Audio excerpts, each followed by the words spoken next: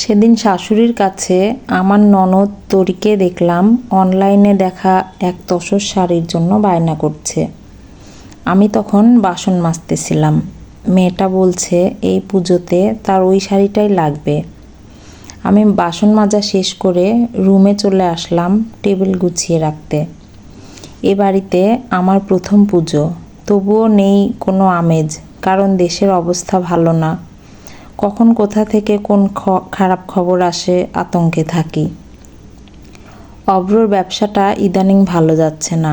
ভালোবেসে বিয়ে করেছি অভ্রকে, তাই তার উপর আমার কোনো অভিযোগ নেই, বরং দুঃসময়ে একসাথে থাকতে পারছি এটাই অনেক। ছেলেটা পরিবারের সকলের খেয়াল রাখে, যেভাবে ঠিক সেভাবে আমাকেও আগলে রাখে। পুজো শপিং করার কোনো চিন্তা আমার নেই, কারণ বিয়েতে এত এত শাড়ি পেয়েছি যে বছর দুয়েক নতুন শাড়ি না কিনলেও চলবে। দেখতে দেখতে পূজার 3 দিন বাকি। অভ্র একজন একজন করে পরিবারের সকলের জন্য নতুন পোশাক কেনা শুরু করে দিয়েছে। আমি সাফ সাফ জানিয়ে দিয়েছি আমার জন্য কিছু কিনবে না, কিন্তু সে নারাজ। পরে বলেছি যে আগে সবারটা হোক, তারপর তোমার আমারটা। সন্ধ্যায় দেখলাম আমার শ্বশুর তরির জন্য তার পছন্দের সেই শাড়িটা কুরিয়ার থেকে আনলো। মনে মনে একটু খারাপই লাগলো, যে বাড়িতে তো আমরা দুটো মেয়েই মাত্র, অথচ আমাকে একবার জিজ্ঞেসও করলো না। কিন্তু আমার বাড়িতে দেখতাম বৌমণি আর আমি একসাথে সবটা পেতাম। তরি দৌড়ে এসে আমাকে তার শাড়িটা খুশি মনে দেখাচ্ছে। কি সুন্দর শাড়িটা! আমারও ভালো লেগে গেল।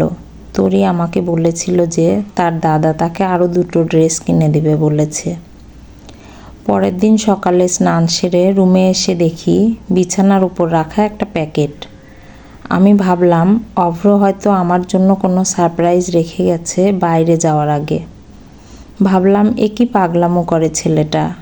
প্যাকেট খুলে আমার চক্ষু ছানা বড়া। আসলে আমি দেখলাম তরির জন্য আনা সেম তসর শাড়িটাই এখানে, আর সাথে ছোট্ট চিরকুট। পিহুক, তুমি আর তরি দুজনেই আমার মেয়ে। আমি খেয়াল করে দেখেছি তোমাদের পছন্দও মিলে যায়, তাই তোমাকে না জানিয়ে তরির পছন্দ করা শাড়ি 2টো অর্ডার করেছিলাম তরিকে দিয়ে।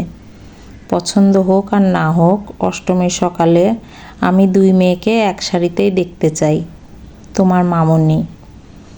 চোখের কোণে জলের আভাস পাচ্ছি। কোথাও গিয়ে নিজেকে এতটা ভাগ্যবতী মনে হচ্ছে যে কি বলবো। শাশুড়িকে মামনি বলে ডাকি আমি। বিয়ের পর তারা কখনো আমার কোনো অযত্ন করেনি, কিন্তু তবুও মনের ভেতরে একটা আফসোস তৈরি হয়েছিল। কিন্তু আজ তা আবার মিটে গেল। মামনির রুমের সামনে গিয়ে দেখলাম আলমারি গুছাচ্ছে। আমি পা ছুঁয়ে প্রণাম করতে গেলে বুকে জড়িয়ে নিল। মুখ দিয়ে কথা বের হচ্ছিল না। আসলে সবাই শাশুড়ি হয়, কিন্তু মা হয়ে ওঠার গল্প খুব কম। গল্পর নাম সারপ্রাইজ, কলমে স্মৃতিকথা দত্ত, কণ্ঠে লাবণী সাহা।